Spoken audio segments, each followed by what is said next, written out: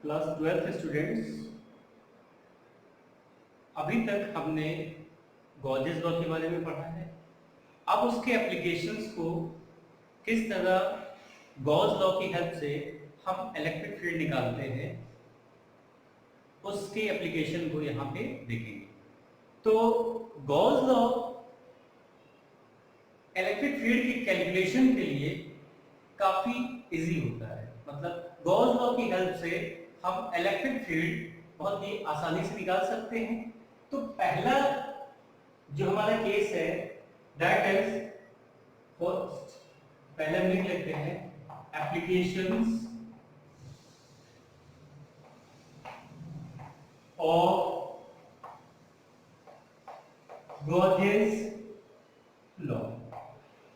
ठीक है, Gauss law में हमने ये पढ़ा था कि total electric flux that is equal to the total charge inside या enclosed divided by epsilon naught. ये होगा हमारे पास। तो पहला जो एप्लीकेशन है, यहां पे हमारे पास एक लॉन्ग स्ट्रेट वायर है या कंडक्टर है, वहां पे हमें इलेक्ट्रिक फील्ड फाइंड करनी है। तो सपोज कीजिए कि हमारे पास ये एक वायर है, ओके, और ये इनफाइनाइटली लॉन्ग वायर है। ठीक है, इस पे हमारा चार्ज ये डिस्ट्रीब्यूट है, पॉजिटिव चार्जेस हम ले रहे हैं। अच्छा, इस तरह से हमारा इनफाइनाइटली लॉन्ग स्ट्रेट कंडक्टर है या वायर है।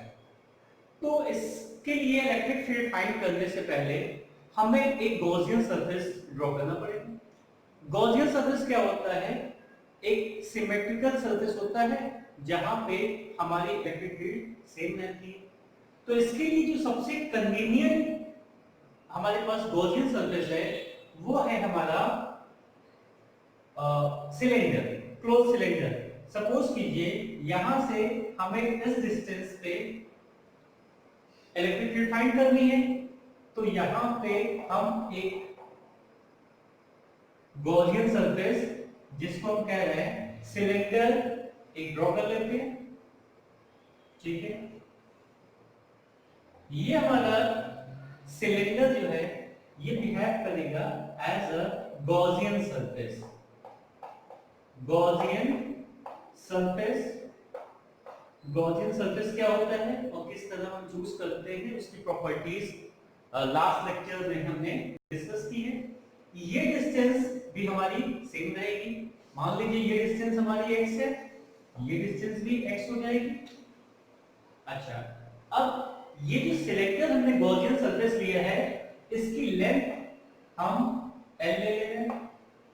l is the length of this, और इस पॉइंट पे, ये पॉइंट हमारा P है, यहां पे इस स्ट्रेट वायर की वजह से जो इलेक्ट्रिक फील्ड होगी वो हमें फाइंड करनी है। ठीक है, इलेक्ट्रिक फील्ड की डायरेक्शन यहां पे ये है, this is the direction of electric field here. ये होगी इलेक्ट्रिक फील्ड की डायरेक्शन। अच्छा, अभी कुछ बेसिक चीजें पहले समझ लेते हैं, उसके बाद हम आते हैं कैसे फ्लक्स निकालते हैं। तो यहां पे देखिए, ध्यान दीजिए, अगर यहां पे हम कोई सरफेस एरिया लेते हैं, ये हमारे पास कोई सरफेस एरिया हमने यहां पे कंसीडर किया, तो उसका एरिया वेक्टर इस डायरेक्शन में होगा। इसका मतलब E और A के बीच में जो एंगल बन रहा है यहाँ पे theta, that is 0 degree. Okay, अब यहां पे आते हैं। इस कंडीशन में हमने बताया था कि जैसे हमारा ये सर्कुलर पोर्शन है, तो एरिया वेक्टर हमेशा आउटवर्ड रहता है। इसका मतलब एरिया वेक्टर हमारा इस डायरेक्शन में होगा और इलेक्ट्रिक फील्ड हमारी इस डायरेक्शन में है। इसका मतलब यहाँ पे जो एंगल बन रहा है that is theta is equal to 90 degree. यहाँ पे भी ऐसे ही होगा, ये हमारा एरिया वेक्टर हो जाएगा डायरेक्शन, और ये इलेक्ट्रिक फील्ड है, एंगल यहाँ भी थीटा 90 डिग्री हो गया।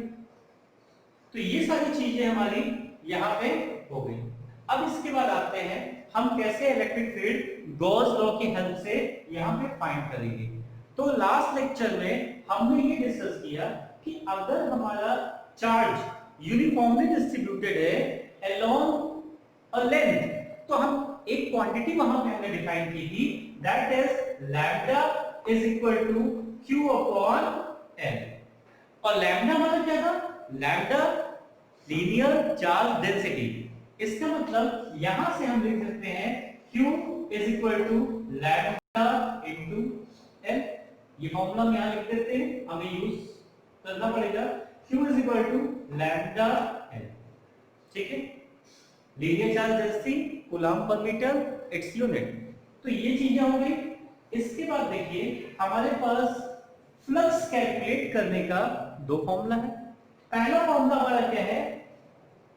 That flux is equal to E dA cos theta, number one.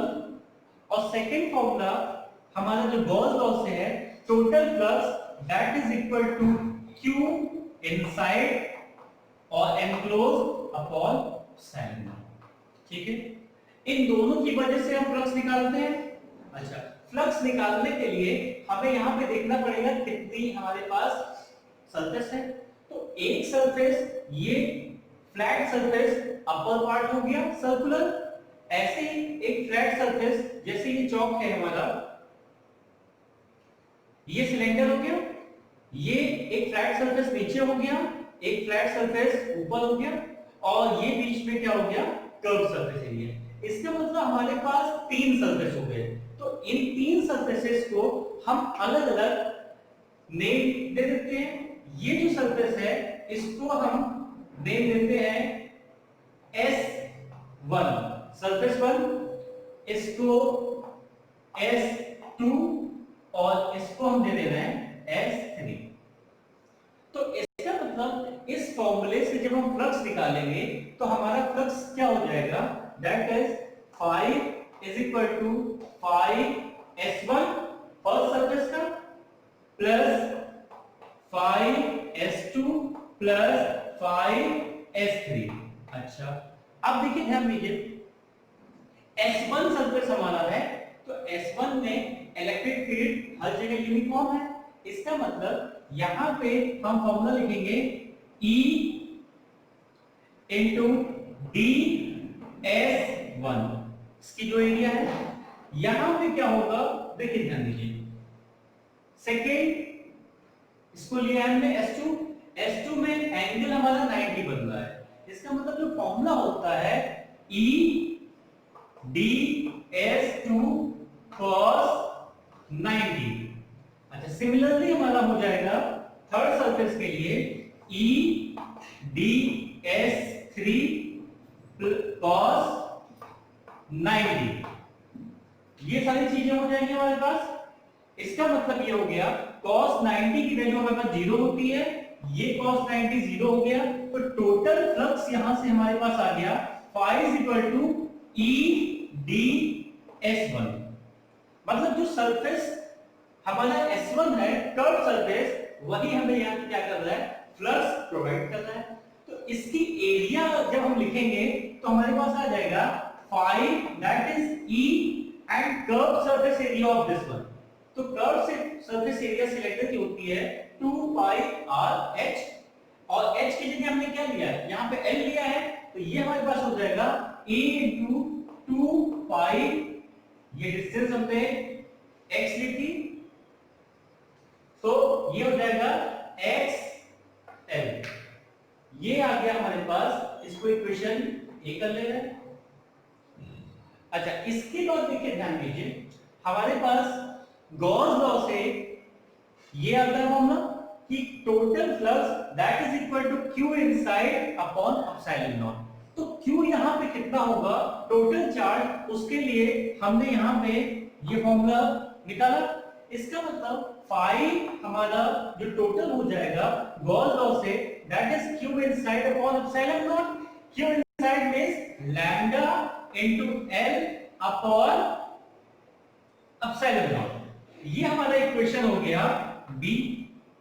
अब देखिए इक्वेशन ए और इक्वेशन बी दोनों ही फ्लक्स को बता रहे हैं। इसका मतलब क्या हो गया, इन दोनों इक्वेशंस को हम इक्वेट कर सकते हैं। तो इक्वेट करने के बाद देखिए दोनों फ्लक्स को बता रहे हैं, तो दोनों को हम इक्वेट कर देते हैं। तो इक्वेट करने में हमारा आ जाएगा E into 2 pi XL, E into 2 pi XL that is equal to lambda into L upon epsilon naught. यहां से ये वैल्यू हमारी कैंसिल हो जाएगी और E का एक्सप्रेशन आ जाएगा E is equal to lambda upon 2 pi X epsilon naught. ये इलेक्ट्रिक फील्ड हमारी आ जाएगी due to this infinitely large conductor और wire with the help of Gauss's law. अच्छा यहां पे एक चीज ध्यान दीजिए, ये लैम्डा हमारा अगर पॉजिटिव है तो इलेक्ट्रिक फील्ड आउटवर्ड डायरेक्शन में होगी, ठीक है, और अगर लैम्डा नेगेटिव है तो हमारी इलेक्ट्रिक फील्ड इनवर्ड डायरेक्शन में होगी। ये बात समझ में आ गई?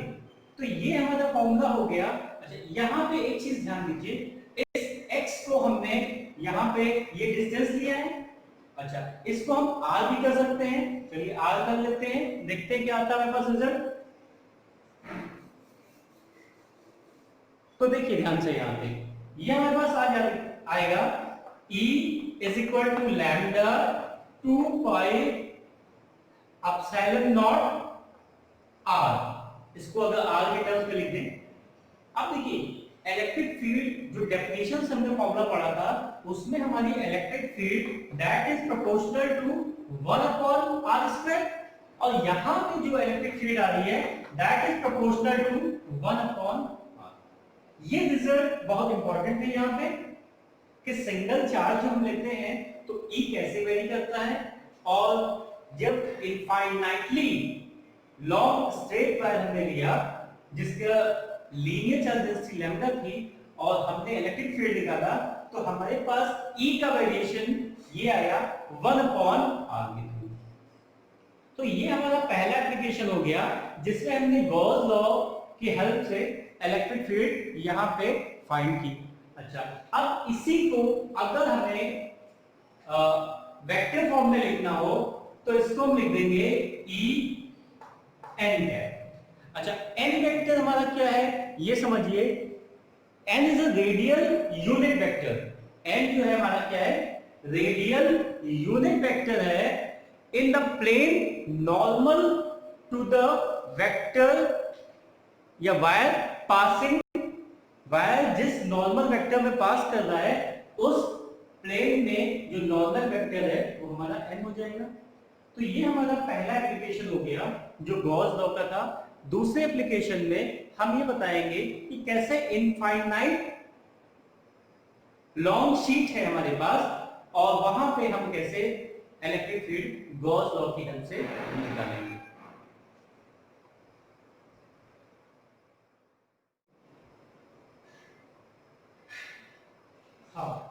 एप्लीकेशन ऑफ गॉसेस लॉ में पहला हमने पढ़ा कि अगर हमारे पास लॉन्ग स्ट्रेट कंडक्टर है या वायर है तो वहां पे गॉसेस लॉ की हेल्प से हम कैसे इलेक्ट्रिक फील्ड निकालेंगे। अब देखिए सेकंड हमारा है, सेकंड इसमें है एक इनफाइनाइटली लॉन्ग शीट है। अच्छा शीट का मतलब ये होता है कि उसके पास सिर्फ एक सरफेस है, ठीक है, 2 डायमेंशनल है वो। इसका मतलब जैसे ये पेपर देखिए हमारा, ये पेपर 2 डायमेंशनल है तो ये एक तरह से शीट हो गई और ये बहुत ही पतली शीट है। इनफाइनाइटली लॉन्ग है मतलब क्या है, बहुत बड़ी शीट है और इसमें जो चार्जेस हैं वो हमारे पॉजिटिव चार्जेस हैं। तो हम पहले एक शीट बनाते हैं जिसमें हमारे पास चार्ज है। तो यहां पे ये हमारा एक शीट हो गया और इसमें हमने सपोज किया कि हमारे पास पॉजिटिव चार्जेस हैं, ठीक, और ये शीट हमारी जो है इनफाइनाइट तक बहुत बड़ी है। अब इस शीट की वजह से, जैसे ये शीट थी हमारी, ये शीट हमने लिया, ये हमारे पास शीट का सिर्फ ये पोर्शन दिख रहा है ऐसे, ये लीनियर पोर्शन, यहां से किसी एक डिस्टेंस पे, ये हमारे पास डिस्टेंस है मान लीजिए r, इस डिस्टेंस पे एक पॉइंट है P और यहां पे हमें इलेक्ट्रिक फील्ड निकालनी है। तो इसका मतलब ये हो गया कि हमें यहां पे सबसे पहले एक गॉसियन सरफेस ड्रॉ करना होगा, और गॉसियन सरफेस हमारा क्या होता है, सिमेट्रिक होना चाहिए। तो इसको देखिए, ध्यान दीजिए, जैसे ये हमारा, अगर इस तरह से हम शीट को देख रहे हैं, शीट का ये सामने का पोर्शन हम अगर देख रहे हैं, ठीक है, 2 डायमेंशनल है, ध्यान रखिएगा। तो यहां पे हम इस तरह से इसका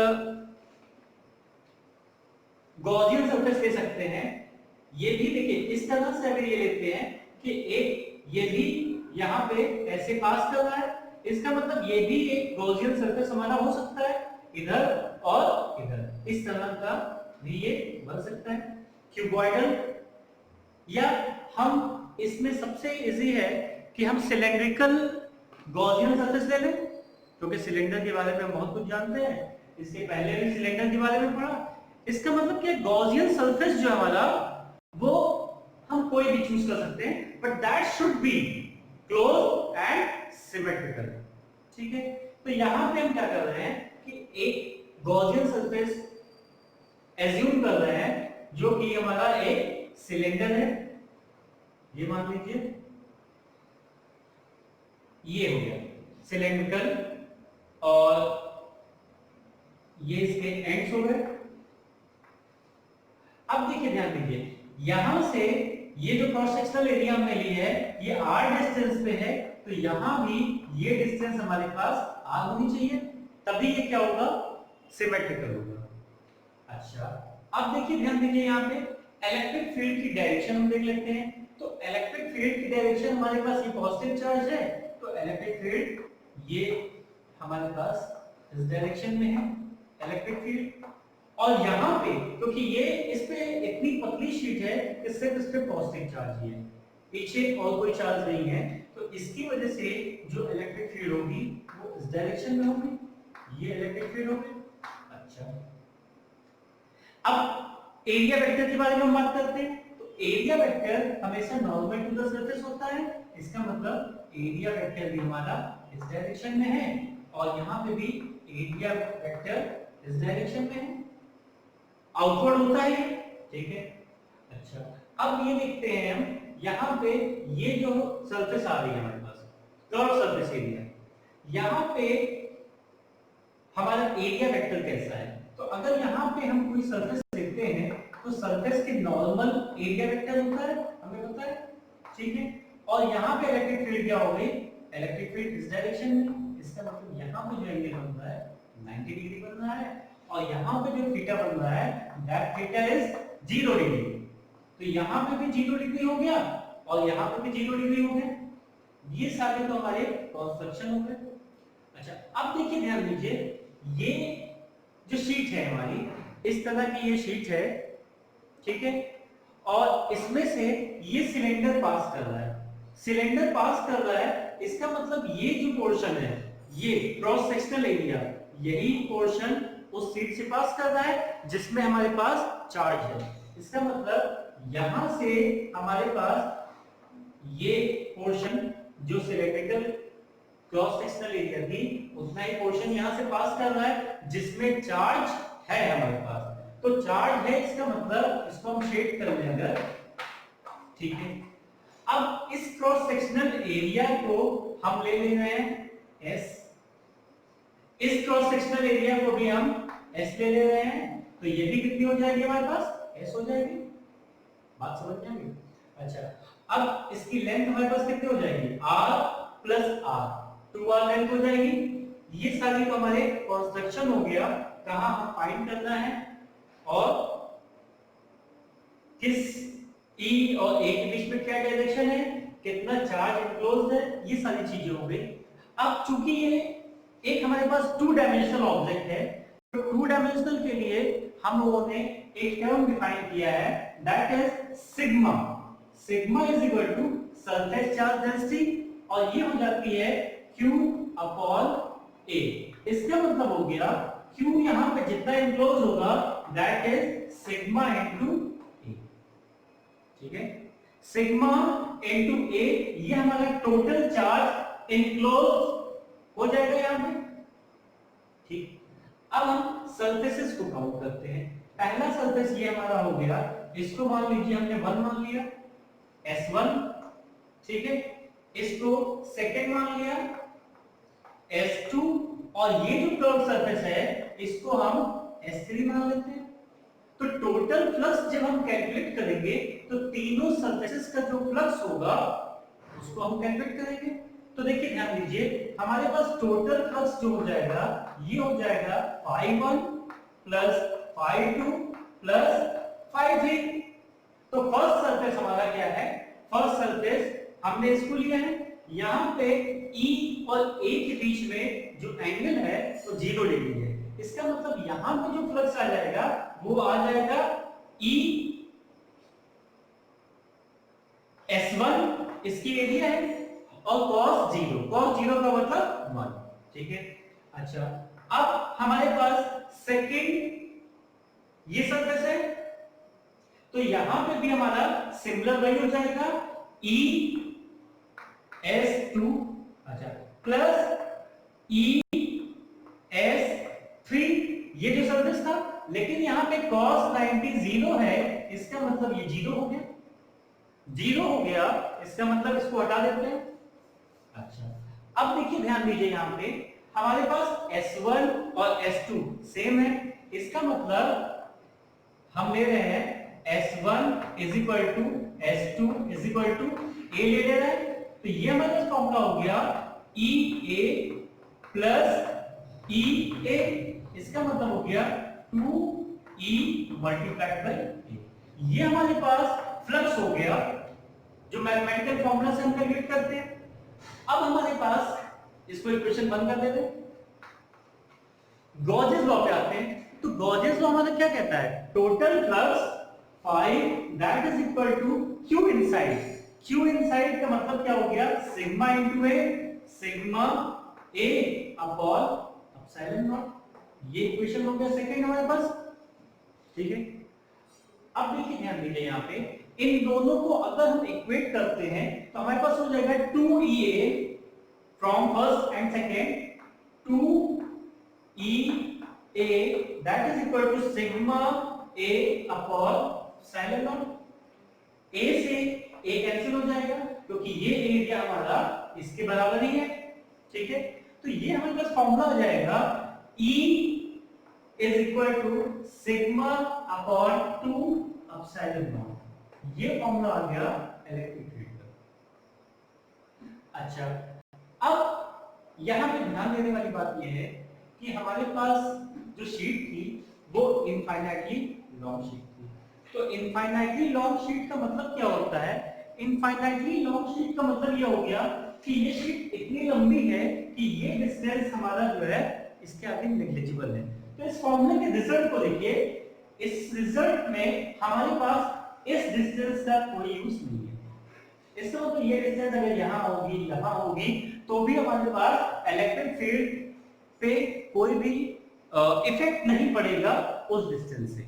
ठीक है, इसके पहले हमने क्या देखा था कि डिस्टेंस हमारा मैटर कर रही थी, 1/r के प्रोपोर्शनल थी।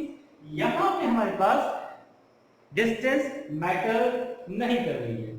इसका मतलब क्या हो गया कि it is independent of r। ये चीजें हो गई। तो इसमें अच्छा देखिए ध्यान दीजिए, ये शीट हमारे था, इसके दोनों तरफ हमारे पास चार्ज थे और पॉजिटिव चार्ज थे। तो पॉजिटिव चार्ज जब होगा मतलब सिग्मा इज ग्रेटर